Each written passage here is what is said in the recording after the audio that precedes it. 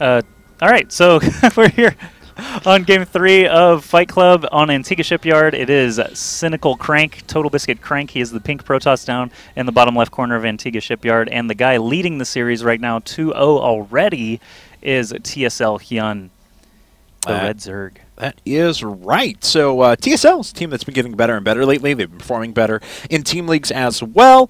You're certainly going to see them in IPTL as well coming up here shortly. Speaking of that, the rest of our week will be IPTL broadcasts. We'll have more amateur division action. You'll see quite a few pretty cool teams. We're actually going to see, I believe, the team league debut of Root. I believe it's going to be their first team league appearance ever. So we're doing that this week? I'm looking forward to that. I think their first round is scheduled for this week. I may be totally wrong about that, but I know they're going to pop out sometime during this amateur division. So. Awesome. Yeah, it'll be their first reformed team league that I'm aware of. I mean, yeah. Unless I'm missing one, but I believe it is. Yeah, so I'm hesitant in saying that because there could be a smaller league that they have played in, and put my reputation on the line. I don't want to disrespect them by saying like this is going to be their first one if they have actually played. So it will be their first reformed games for us for IPL at least. So definitely want to tune in and catch that action later this week for IPTL. But right now, CranK he looks like he's sticking to his guns. He's putting out the pylon on the low ground first. He knows that HyuN is going to be going for a hatchery first. He did not actually get blocked by a pylon or anything like that. No pool first, just straight up to the hatchery. That's right. Now, we've seen some players that have been able to pull this off. I like to use the example of Scarlet. She's a person who's used at kind of the highest percentage of hatch first against Protoss players, although certainly a lot of people have been experimenting. And it's worked out pretty well for her. And for now, though, of course, we can see it's just a Nexus first, so HyuN's going to be able to get in here and pick up on that right away, and he'll know that any pylons that get put up at the back, that's just kind of a ruse for the time being. It's a ruse. What? Ruse is such a weird word. Anyway, yeah, so already getting up to 3 hatches for HyuN, doing that double expand before CranK even manages to send a probe up there to check things out. He hatch no pool against a Protoss? He could actually miss that 3rd hatch because, you know, I don't think I would normally think, you know, just to be thorough you would check there, but it's very, very possible that CranK just leaves without scouting that 3rd base location. Now, we've been seeing 3 hatch or 3 hatch before pool against against Terran players quite a bit lately. But yeah, I mean, CranK picks up on that. He sees that the pool was even if this was hatch first, that pool should be close to done, if not done by then. And he has his suspicions confirmed and knows that it's a 3 hatch build. All right, so now it's up to CranK to respond appropriately to this. He does have his expansion up now. He's already got the first gateway just about to finish, so he's got that hook rather than the wall off, and he's going for a cybernetics core quickly, so obviously warp gate tech is going to be very beneficial if he chooses to attack soon. I'm not sure how aggressive he wants to be or if he wants to expand himself maybe. There are a couple of options still.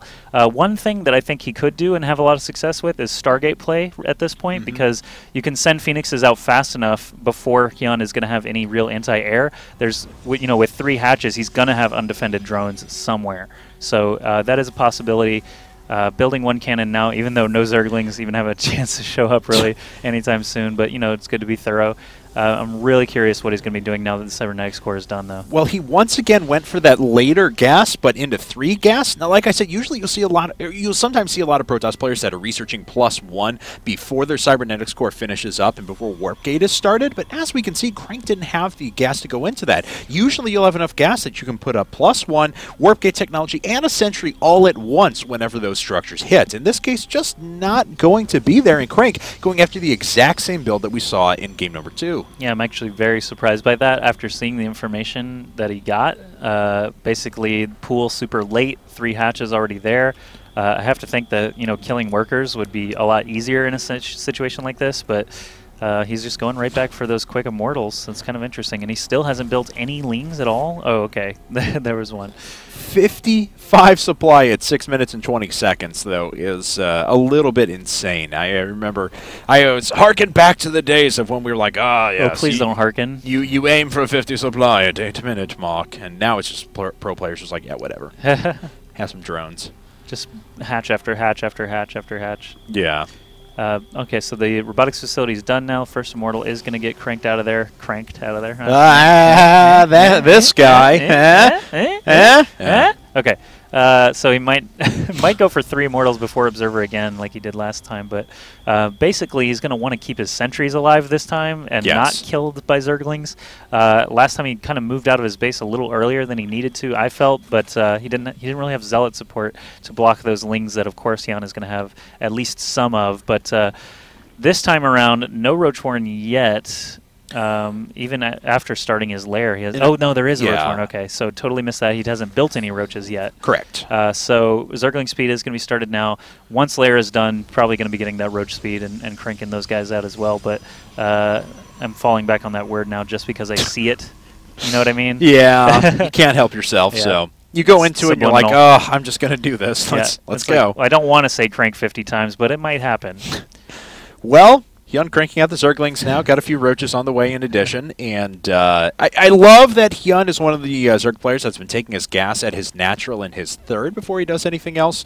So he's already powering ahead with his relevant upgrades, and we'll see if he decides to go into a very, very aggressive mode with a lot of roaches. It's still possible on this map, largely because you could knock down the destructible debris and put pressure on a third, but CranK looks like he's just going to try and hit a 3 Immortal attack again. Yeah, it's interesting. Like, again, I'm a little bit shocked that CranK is going for the same build because the build that HyuN chose is going to mean it's a little bit later, but a lot more. So CranK just building the same way is actually, you know, I'm not sure he's going to have the units to be able to do this. But this time, as long as he is actually already moving out.